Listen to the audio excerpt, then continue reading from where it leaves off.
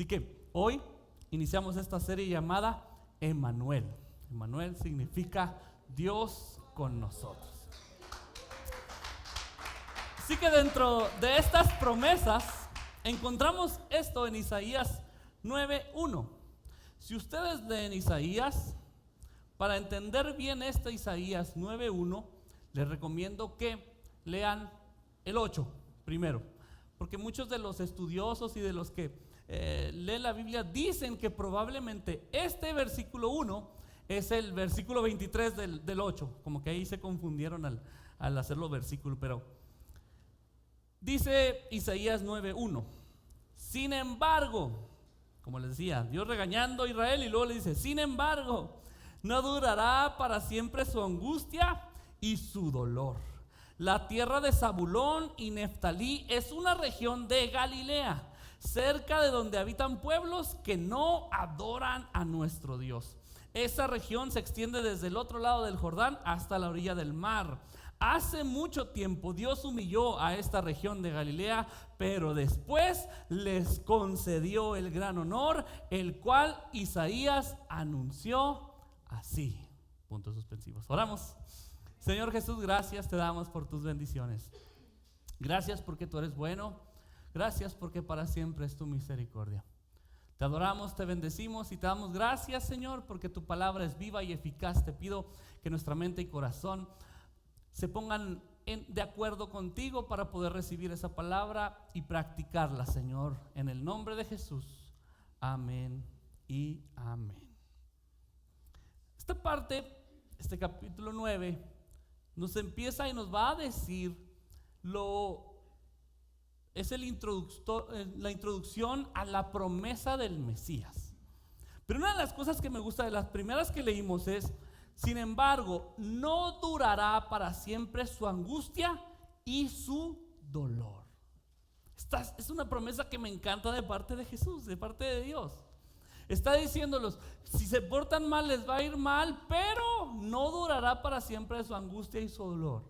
El mismo Dios que nos corrige es el mismo Dios que va a curarnos, el mismo Dios que va a consolarnos.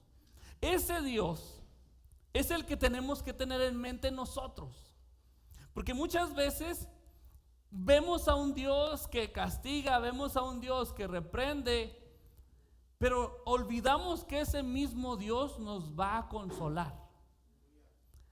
Muchas veces, no ustedes, pero en el general de los cristianos, queremos al Dios que nos consuele en nosotros y queremos al Dios que castigue al de enfrente, ¿sí o no? Dios, misericordia. No, aquel sí, es juicio, Señor, castígalo. No. Cuando nosotros vemos a este Dios, que como les digo, el capítulo 8 vamos a ver que les está dando duro, o sea, duro es duro. Les dice, les va a ir mal, los van a venir, los van a destrozar. Ustedes lean Isaías y se van a asustar de esas palabras. Pero el mismo Dios les dice, pero no durará por siempre la angustia y el dolor. Esta tierra está cercana, dice, a una tierra donde hay gente que no me adora a mí. Y esto es algo importante para esta historia que estamos viendo hoy, para esta reflexión de hoy.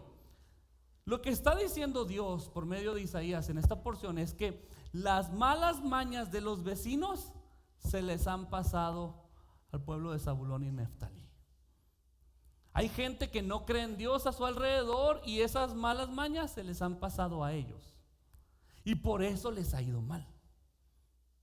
Necesitamos entender esto, porque estas porciones son bien importantes, porque a veces nos estamos fijando, como le decía ahorita, en muchas cosas, que lo pagano y que Navidad y que el arbolito y todas esas cosas, que a lo mejor tienen algo de cierto.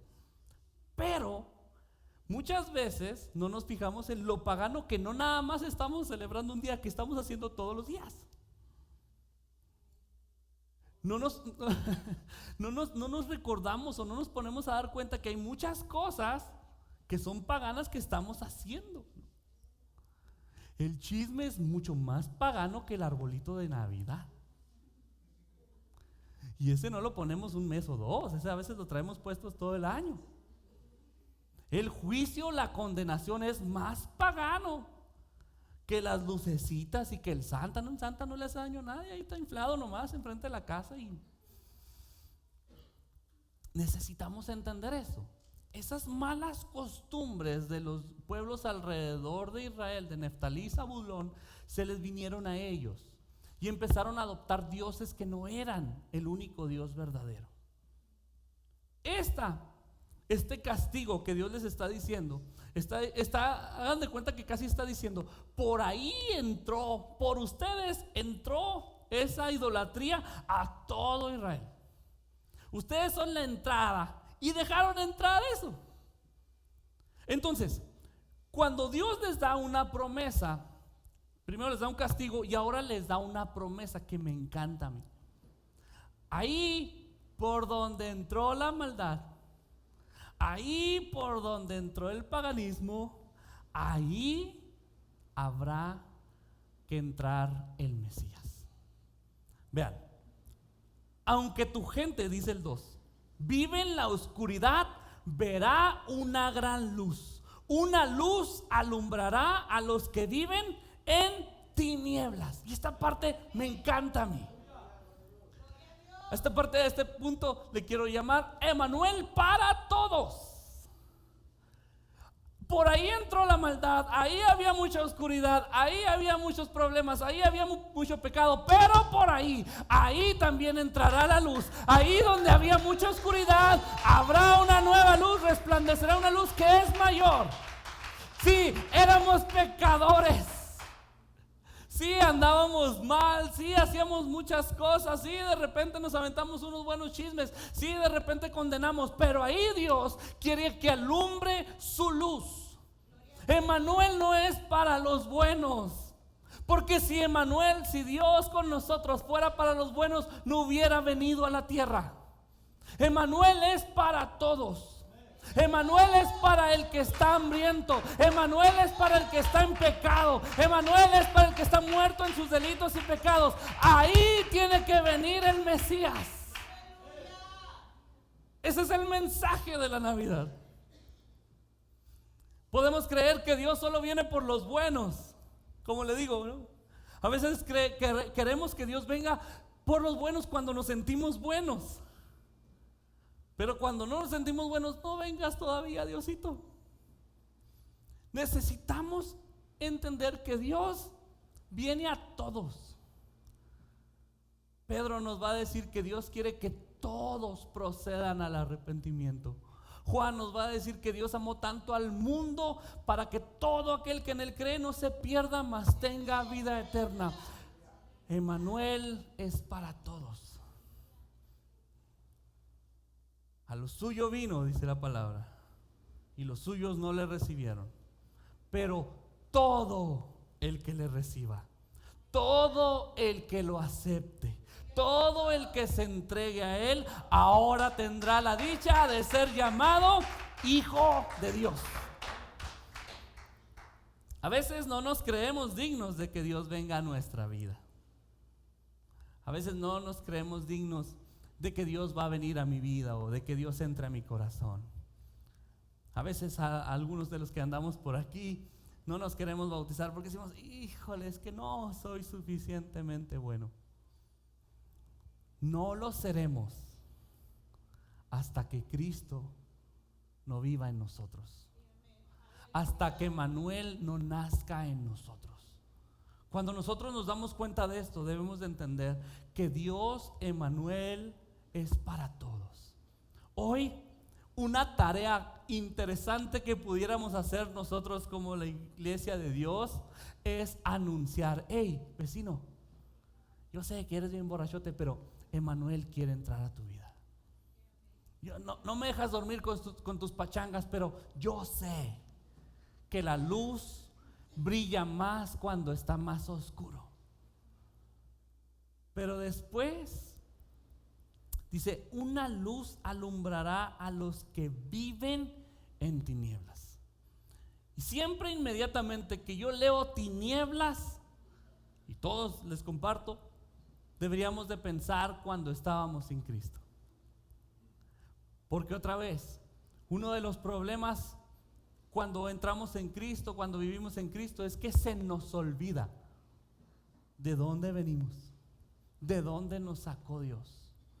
Pero cuando leo tinieblas en la Biblia, no debo de pensar en las tinieblas que vive el de enfrente, no debo de pensar en las tinieblas que vive el vecino, el compañero de trabajo, no, debo de pensar en las tinieblas que yo vivía, pero que esa luz brilló en mi vida y ahora Dios está conmigo, ahora Emmanuel vive en mi vida. Espero que este segundo punto los anime un poquito más. Porque algo que me encanta es que Emmanuel trae alegría. Dice el verso 3: Dios nuestro, tú nos has llenado de alegría. Todos nos alegramos en tu presencia, como cuando llega la cosecha, como cuando la gente se reparte muchas riquezas.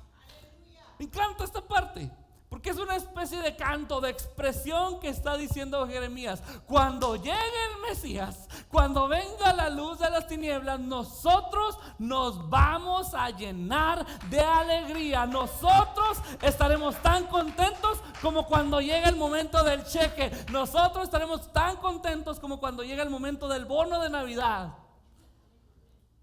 Así de contentos estamos. El asunto que de repente pasa es que muchas veces, como te decía al principio, hay gente que se molesta por esta celebración, ¿no? Pero el nacimiento del Mesías, Emmanuel, tiene que venir a traer alegría. Emmanuel tiene que venir a traer una paz, una alegría, un gozo que va más allá que cualquier problema. Por el nacimiento de Emmanuel, que es tan maravilloso, todos los días debemos de vivir en ese gozo, en esa alegría que es más poderosa que cualquier cosa. Cuando leemos esta expresión, está hablándonos Isaías de un gozo que no se puede comparar a nada. Piensa en los momentos más gozosos de tu vida. Piensa en el nacimiento de ese hijo, en el día de tu boda, no sé.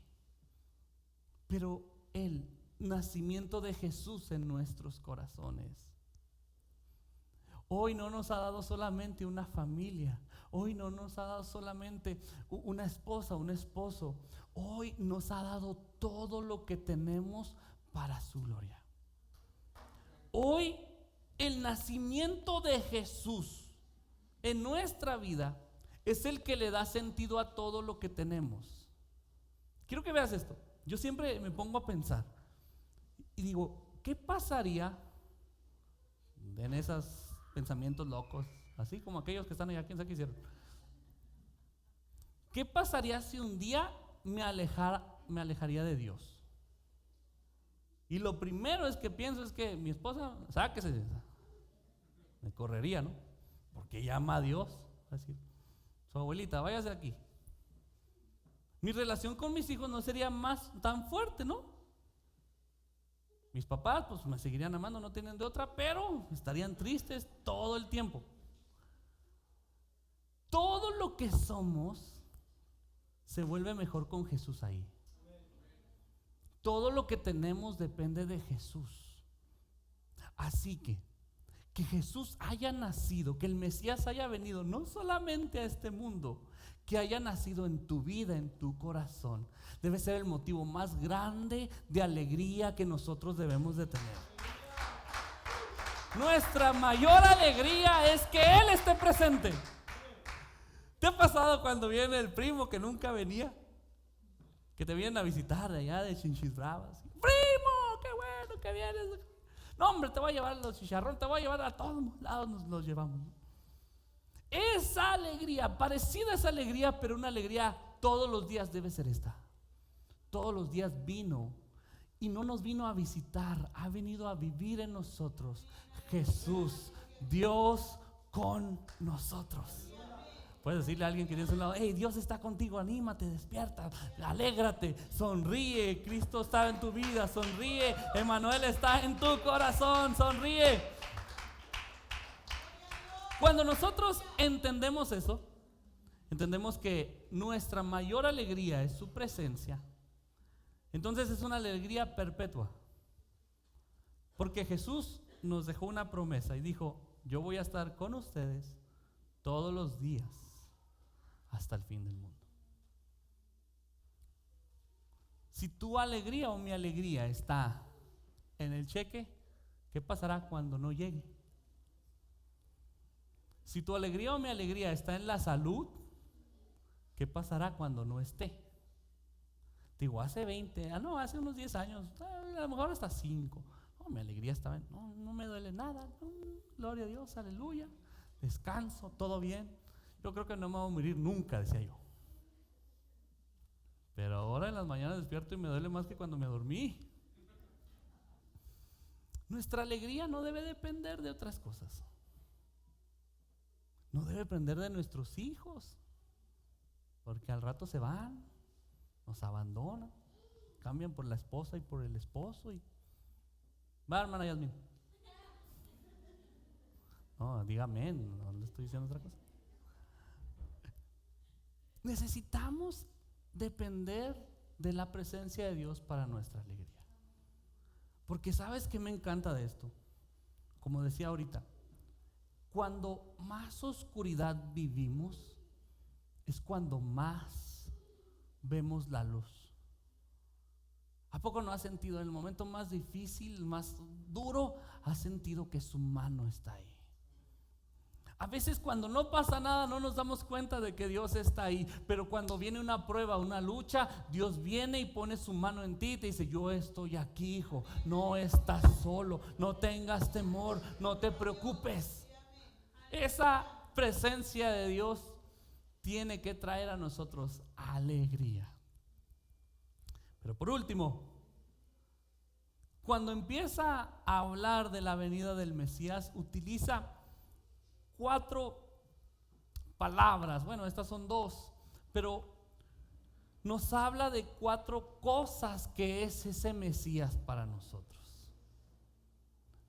Y dice el verso 6: nos ha nacido un niño, Dios ha dado un hijo, y ese niño se le ha dado el poder de gobernar, y se le darán estos nombres. Yo te voy a hablar solamente del primero: Consejero admirable. A lo mejor ya estás diciendo los que siguen: Padre eterno, Dios fuerte, Padre eterno, Príncipe de paz. Esos son los de la otra semana, las otras semanas, no se adelanten. Pero hoy quiero hablarte de este: un admirable consejero. ¿Te ha pasado? ¿Tú tienes un consejero? ¿Cuántos tienen un consejero? No un coach de vida, no, un consejero, ¿no? Alguien a quien le hablas, un consejo. Todos debemos de tener un consejero, ¿no? Por ejemplo, miren, ayer a mí me mandaron a cortar la lechuga, no tenía idea cómo. Mi consejero fue TikTok. Si la corté mal, qué mal consejero tenía. Yo solo seguí las instrucciones del TikTok. Todos debemos de tener un consejero para algo. De hecho, la Biblia dice que donde hay muchos consejeros, ahí hay sabiduría. Pero muchas veces, como les decía ahorita, es que tenemos malos consejeros. Nos dejamos guiar por los consejeros malos. Algunos pueden ser buenos consejeros, otros pueden ser muy malos. Si es alguien que no tiene su vista en Dios, tu consejero, casi te puedo apostar que no es tan buen consejero. Pero también muchas veces podemos tener algunos consejeros que los traemos dentro de nosotros, ¿no? Un consejero malo que a veces tenemos es el enojo. A veces tienes el enojo dentro de ti y el enojo te aconseja: y respóndele como se lo merece. ¿Sí te ha pasado? Pítale como, grítale, saca la mano y grítale en el carro. Ese es un mal consejero. Nunca termina bien eso. A veces la tristeza es un consejero dentro de nosotros y le hacemos caso. Ay, no, ya, sepárate de todo el mundo, ya no le hables a nadie. Hoy te quiero decir que necesitamos entender que esta parte que vamos a empezar hoy, con esos nombres que Dios dice del Mesías, es muy importante. Porque Dios dice que este Mesías, este niño que nacerá, este niño que tiene el poder de gobernar, llamará su nombre admirable consejero. Es un consejero admirable. ¿Qué significa? Esta palabra en el original, admirable, tiene que ver con como divino, un consejero divino, un consejero que es Dios. Un consejero que tiene toda la sabiduría, un consejero que siempre va a dar buenos consejos. Un consejero que siempre nos va a dar sabiduría para nosotros tomar las mejores decisiones. Es bien importante que nosotros tengamos consejeros, pero esos consejeros tienen que ser aconsejados por Cristo, por el Mesías, por el consejero admirable. Emmanuel es un consejero admirable. ¿Por qué? Porque es Dios y todo lo sabe. Muchas veces, tristemente, hacemos caso a los consejos del enemigo y ese no lo sabe todo. Muchas veces hacemos caso a los consejos del enemigo. Ya no le hables a este, pórtate mal, no saludes, bórralo en el Face, bloquéalo en mensajes. Pero ese no es un consejo que vendría de Dios. Jesús nos aconsejó y nos dijo: si quieren vivir en comunidad, cuando les den una cachetada, pongan en la otra mejilla. No son los consejos más populares, pero son los mejores. Jesús, ese Emmanuel, nos ha dejado en los 4 evangelios los mejores consejos para ser mejores padres, mejores hijos, mejores personas, mejores ciudadanos. No hay otro consejero mayor que Él, pero necesitamos prestar nuestros oídos a sus consejos. Isaías más adelante, el capítulo 28, el verso 29, va a decir esto: todo este conocimiento proviene del Dios Todopoderoso. Dios hace planes admirables y lo realiza con sabiduría. Ese consejero admirable tiene un plan admirable para ti. Ese consejero admirable tiene un plan perfecto para tu vida, donde solamente Él puede llevarnos. Él ha puesto sus ojos en nosotros con un plan para desarrollar. Si tú a veces no entiendes por qué vives donde vives, por qué estás en la familia que estás, por qué tienes los hermanos que tienes, por qué estás en la iglesia en la que estás, yo quiero decirte, tal vez no lo sepas, pero el consejero admirable lo sabe y te ha puesto aquí por un propósito admirable, un propósito que va más allá de nuestros propósitos, un propósito que va más allá de lo que nosotros a veces podemos planear, porque Él todo lo sabe. Pablo lo va a decir así en la primera carta a los Corintios 1:30, dice: Dios los ha unido a ustedes con Cristo, y gracias a esa unión ahora ustedes son sabios. Dios los ha aceptado como parte de su pueblo y han recibido la vida eterna. Tenemos a Jesús como el admirable consejero. Tenemos a Jesús como el que nos va a decir los mejores consejos. A veces estamos sufriendo de más por estar obedeciendo a otros consejeros antes que a Jesús. Me impacta que el primer nombre del Mesías es este: admirable consejero. Me impacta que es inclusive antes que Dios fuerte o Padre eterno. Y es porque todos, creo yo, porque todos escuchamos muchas voces a nuestro alrededor. Escuchamos como las noticias nos dicen una cosa, escuchamos como los problemas nos dicen otra, escuchamos como toda la gente, el mundo, inclusive el enemigo, nos da consejos. Si ustedes se dan cuenta, Acuérdense en el contexto en el que estamos. Dios los está regañando y luego les ofrece esta esperanza. No se les olvide eso, este contexto. Dios está prometiendo que Él vendría para que ya no tengamos que sufrir lo que está sufriendo Israel. Porque por mucho tiempo Israel dejó de escuchar a sus profetas, dejó de escuchar la palabra de Dios y empezaron a escuchar a los vecinos cruzando el río. Yo creo que este es un buen mensaje para este tiempo de Navidad. Tenemos que cada vez escuchar menos lo que dice el mundo y cada vez escuchar más lo que dice el admirable consejero. Si ese admirable consejero te dice perdona, no detengas el perdón. Si ese admirable consejero te dice ama, no detengas el amor. Si ese admirable consejero te está diciendo que hagas algo, que tomes un paso de fe, que tomes una decisión, no te detengas, porque Él te está dando el mejor consejo para el plan admirable que tiene en tu vida. Muchas veces nosotros estamos deteniendo ese plan admirable por no obedecer a un consejo de ese Dios. Muchas veces está la bendición de Dios ahí lista, como cuando estás empujando una puerta, una ventana, casi se quiebra la bendición, la ventana, porque está ahí la bendición, pero como no obedecemos ese consejo de Dios, ahí se queda. No nos lleva al siguiente paso de fe.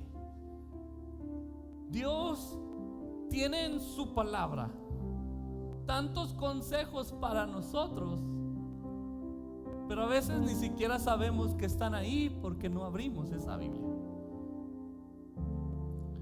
La iglesia de Dios, ustedes, nosotros, tenemos el mejor consejero de todos.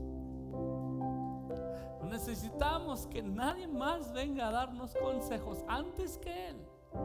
Son buenos los consejeros. Es bueno que tú vayas con alguien que te ayude. Es bueno que tú vayas con un experto en la zona en la que tú quieras, con un doctor, con un psicólogo, con un, no sé, un licenciado, no sé. Pero mientras seas guiado por Jesús, estarás en el camino correcto. Ese admirable consejero, esa luz que vino al mundo a las tinieblas, es una luz que viene a darnos por dónde caminar. Es por eso que el salmista dice: lámpara es a mis pies tu palabra y lumbrera a mi camino. Hoy como iglesia, hoy como familias, pero sobre todo hoy como hijos de Dios, necesitamos cada día escuchar más su voz, cada día apartarnos más del murmullo del mundo y escuchar más la voz de nuestro Dios. Hay un himno que no lo voy a cantar, pero que siempre me ha hecho llorar. Este cantante dice: lo he escuchado en la alegría, lo he escuchado en el dolor, lo he escuchado en el silencio de su buen perdón, lo he escuchado en una ave, lo he escuchado en los niños jugando, se ha escuchado su dulce voz. Y este himno nos ayuda a entender que ese admirable consejero todos los días está hablándonos, todos los días está enviándonos su palabra. Te habla por un himno, te habla por una predicación, te habla por un testimonio, te habla por la voz de tus hijos, te habla por la voz de tu esposo, de tu esposa. Pero Dios está todos los días hablándonos y diciéndonos: hijos míos, este es el camino. Yo soy el camino, yo soy la verdad, yo soy la vida, y nadie viene al Padre si no es por mí. Él es el consejero admirable.